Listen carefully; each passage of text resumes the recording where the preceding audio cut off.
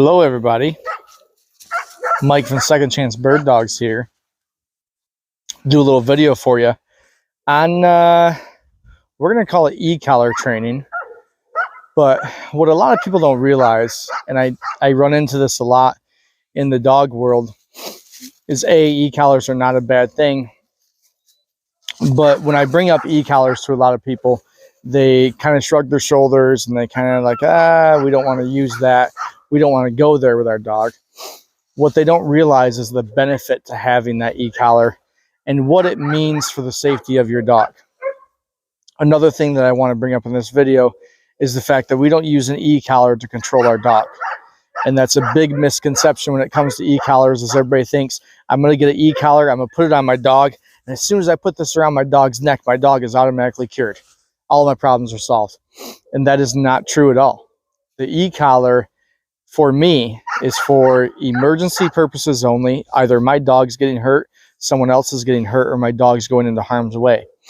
We use the e-collar to overlay a command that we've already trained that dog to do. The dog I have standing behind me is Goose. Goose is not a rescue. He's a dog that came here from way up north Michigan.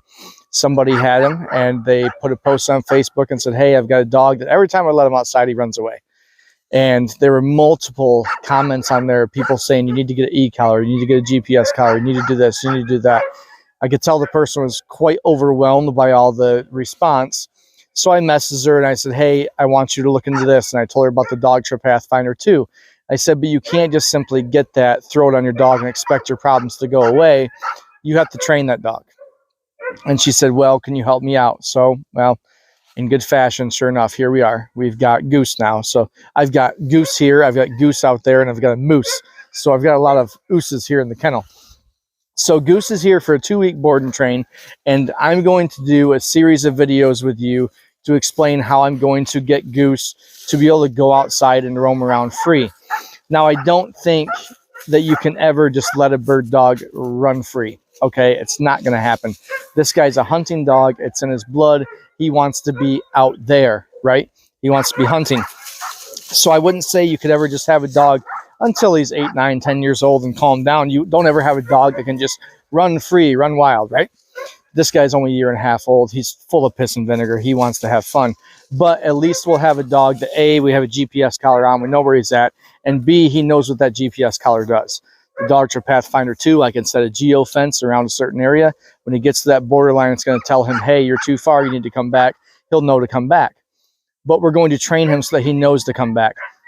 But there are a series of videos that we're going to do to show you how we're going to lead up to that point. Okay? And I'm not just going to slap an e-collar on him and say, go. I mean, I get rescues here all the time. I train e-collars on a weekly basis. None of these dogs, we're just putting this e-collar on and going. And as a matter of fact, I'm not even going to use the e-collar today. I'm going to do a series of videos, and I'm going to show you how I lead up to using that e-collar. But first off, today we're going to do something a little different. I'm going to go through this step by step what I'm doing, and I want you guys to pay attention and watch, and I think you'll be amazed.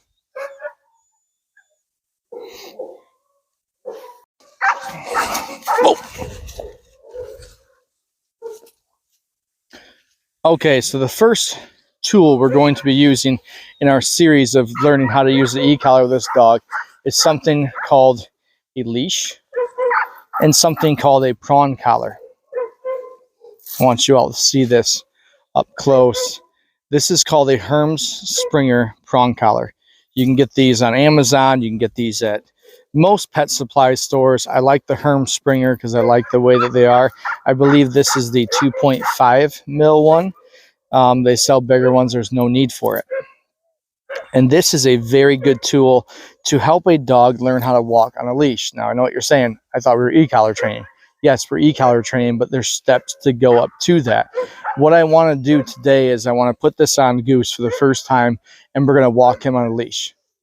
And what I'm going to do is I'm going to start to communicate with Goose via the leash and the prong collar, and I'm going to get a dog that will walk on a leash with me and communicate with me on a leash. I don't want a dog that's constantly pulling on my leash. I want a dog that when I walk, I go a certain direction. He goes with me. I stop. He stops. I turn this way. I stop. He stops. And I'm going to do this, and there's going to be a point at which we're doing this that we're going to stop, and we're going to say, okay, he just gave in. Now he's communicating to us, and we have a dog that we can work with. And we're going to do all this while the geese are landing about 100 yards away from us on the water, and hopefully Goose doesn't want to go chase a goose. No pun intended. Goose, come here. Now, as you see, Goose came right to me, right? Oh, such a good dog, right? You don't need e-collar for this dog. No. If he saw those geese over there, he wouldn't be coming to me. Goose, come here. Come here. Good boy. Now, these are kind of tricky to put on. There's a company called Katie's Buckles. And she takes these Herm Springer collars, and she hooks a buckle up to them. Makes them a lot easier to put on. I didn't have one of those readily available today. So what I do is I just take a link off like this, and I put it around his neck like this, and I put it on like that.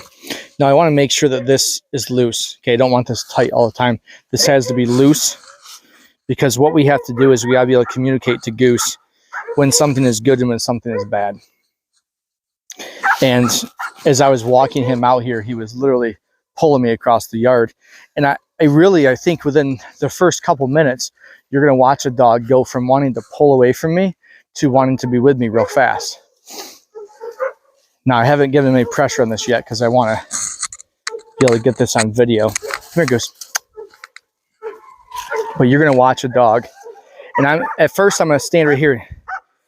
You watch him a couple different times. He's going to get to the end of that leash, and he's going to feel that pressure. And that pressure is going to make him submit, which he's doing fairly well. I have a lot of dogs that would fight this to the death, right? But all we're going to do for this exercise is literally walk back and forth. And what I'm trying to do here, I'm not worried about what side he's on. I'm not worried about heeling at a certain side. We're not even worried about heeling. All I want to do is get the dog walking to me. And what we call this is communicative leash walking. We're communicating with the dog via the leash. And you can do this in your living room. You don't need to do this in your yard. You don't need a big space to do this. You could do this in a 15 by 15 room every single night for 20 minutes a night, and you'll get the same exact result I'm going to get here in the yard, or as you'd get walking in a 100-foot circle, right? Because all we're doing is Goose wants to go this way. I'm going to stop. I'm going to turn this way, and I'm going to go this way. I'm going to stop. I'm going to turn. Now I'm going to go this way. He wants to go that way. Wait, I'm going to stop. I'm going to turn. Now I'm going to go this way. And a dog that was pulling on the leash 10 minutes ago, walking out here, is now walking on a loose leash. And I see what he did there, kind of jumped up. He's kind of like, hey, I'm sick of this. What's going on, right? But at some point, we're going to have a reaction from him that really tells us, hey, he's given in to us. I mean, look at the response I'm getting now. In the first couple minutes. Again, see how he switched sides there? A lot of people would be picky with that. I don't care. We don't care about that, right? All I want is a dog that walks with me. He's going to put his nose down like he wants to sniff, so I'm going to change directions. See him pulling a little bit? He sees them geese, finally. This is good. I want to explain the e-collar a little bit to you. The e-collar is a good tool because a lot of these dogs like this, especially in hunting situations, our dogs get what I call tunnel vision, okay? He's a bird dog. There's a bird in the sky flying away. Why would he want to stop chasing that bird to listen to you? At the point that he starts chasing a bird, and that's all he's got in his mind is that bird, all you are is background noise. It doesn't matter what you're saying. You're just simply background noise. He doesn't understand the word you're saying. All he's thinking is bird, bird, bird, bird. And he hears you screaming something in the background. He doesn't care what you're saying. So what we do with an e-collar is we use that e-collar to break that tunnel vision, to stop it, and to say, hey, I got his attention. Oh, what does dad want, right? That's what we use. Now, whether that's a vibrate, whether that's a tone, whether that's a shock, depends on the dog, depends on the dog's experience, depends on your experience, depends on the prey drive. But that e-collar, for me, is a simple tool that breaks that tunnel vision barrier and allows me to be able to communicate with my dog and get what I want. Guess what we're doing here? Same exact thing. This prong collar is the way that this dog, right now, he's looking over there. He wants the geese. We're going to turn this way like we're walking toward the geese. I'm going to stop. I'm going to turn, give him a little pressure, and he's going to walk with me. Now, his owner is going to watch this video, hopefully, and she's going to be amazed because this is not the dog I had 10 minutes ago. And he's learned from this very well. Now, I have other dogs. I have one other dog that'll sit here pulling this prong collar all day long. It doesn't always go this easy, folks. Sometimes it goes much harder than this. But Goose is a good dog. He really is. He just needs a little guidance. So you say, where do we go from here? Well, we're going to do this for a couple days. Okay, we're not just going to end here. We're going to do this for a couple days because I really want to get him communicating with me. And he is right now. I mean, every time I change directions, look at his butt's already swinging. By the time I turn, his butt's swinging to go the other way. Watch this. I'm going to turn. Look at that. Goes right with me.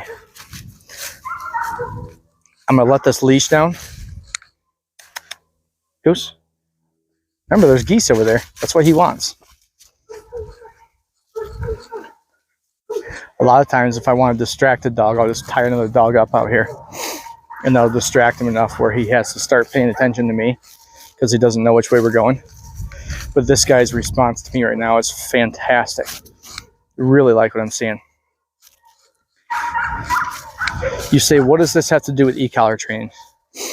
Every single tool that we use, sit, sit, sit. You don't want to sit? Every single tool that we use, whether it be the prong collar, the e-collar, or leash, the collar on the dog, everything that you use, you're going to build on top of. You see somebody running around with a prong collar on their dog. Okay, you see somebody go for a run, you see a prong collar on that dog, and the leash is sitting here dangling like this. You're like, why does she have that collar on there? That dog doesn't need that collar. She probably has that collar on there for the same reason I put a prong collar on my dogs, but 9 times out of 10, I don't need them. Because if there ever comes a time that I need that, it's there. It's ready. It's available. It's a tool that I can access that's there, and I can use it. We're going to do the same thing with the e-collar. We're going to get this guy so well trained on a leash and listening to me and communicating with me that we don't really need the e-collar. But if there comes a time, like Saturday, I was guiding with my dog. Bird goes up, starts flying over a lake. There's a thin sheet of ice over the lake. It looks frozen, right? It's not. There's a 1/4 inch of ice. My dog goes running toward the lake. Again, tunnel vision. What's he thinking? Bird, bird, bird, bird. I yell, nothing. All I am is background sound. If I were to let my dog Nitro run over that lake, he'd break through that ice and probably die and drown to death. What did I do? I hit my e-collar, nicked him, stimulated him, shocked him, broke that barrier, that tunnel vision, and allowed him to stop for a second, look and say, oh, Dad wants me. I better go back. Saved his life. Okay? Same thing for your dog running out into traffic.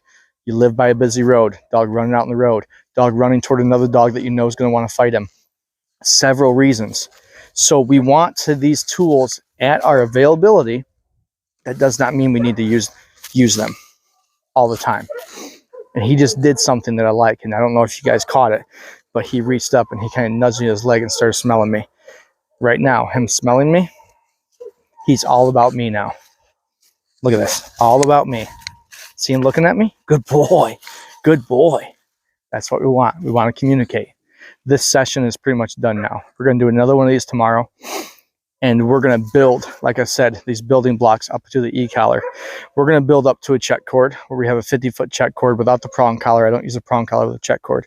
We're going to build up to a 50-foot check cord where we're going out with a check cord, and he won't pull on that, and he'll come to me when I call him. And then we're going to build up to where we put the e-collar on with the check cord. And we're going to start giving him commands. And as we give him those commands, we're going to beep, vibrate, or stimulate the e-collar, whatever works for him. We're going to start doing that as we give him those commands. And he's going to learn that without me even saying anything, I should be able to beep that e-collar, and he should look at me, and he should know, come to me, right? So this is step number 1. This is what I always do with all the dogs, because this has got, I mean, this is a 1.5-year-old short hair that's staring Geese are flying. Geese are 100 yards away. He can see them. They're sitting out there quacking, and he can see them. And he's standing right here with a loose leash, not trying to go anywhere. This is a totally different dog than we had 15 minutes ago. So, Herm Springer prong collar, a short leash, no reason for a long leash for this. And this is what you're going to do. You're having problems with your dog. Your dog doesn't want to listen to you. Your dog's not communicating with you. Dog's stubborn. Dog's acting out. Take this Herm Springer prong collar. Do this in your living room every night. Back and forth. Back and forth. As soon as he gets comfortable, change. Change. Good boy. Change. You want your dog to heel? This is how you're going to get him to heel. You do a lot of these exercises to get your dog to heel. Go. Good boy. Good boy. Good boy. Yes, good boy. Yes, we allow dogs to jump on us here. Don't we? Yes, we do. Oh, your leg caught. Good boy. He's all about me, all about having fun. And that's what we do here. It's fun. When the lady dropped him off, she was so worried because friends of hers told her, oh, he's going to put an e-collar on the dog. He's going to ruin that dog. No. This dog is going to go from everybody being worried about where he is to his owner being able to pick his phone up and say, oh, yeah, he's 50 feet over there. He's running around chasing a squirrel. Oh, look, he's on that side of the yard now. Oh, he's over there. They can take him to the dog park, put a geofence around the dog park, keep the dog at the dog park. They live up north in the middle of nowhere. So this dog is going to be able to run free for the first time in his life. We are not going to abuse this dog. This dog's going to have a great, fun life. This collar is a little too loose. I like to make it so it's just under their ear. But this guy's going to have fun. He's a good-looking dog, too, isn't he? There's only a couple breeders that I know of in Michigan that breed solid liver short hairs. So I'm pretty sure this is one of theirs. So, you're a little chunk butt, aren't you? Aren't you, Goose? Yes, you are. You're a little chunk butt. There you go again, guys. Prong collar. This is step number 1. Like I said, we're going to do this for a couple days. Then we'll move on to phase 2, and I'll make sure I show you that too.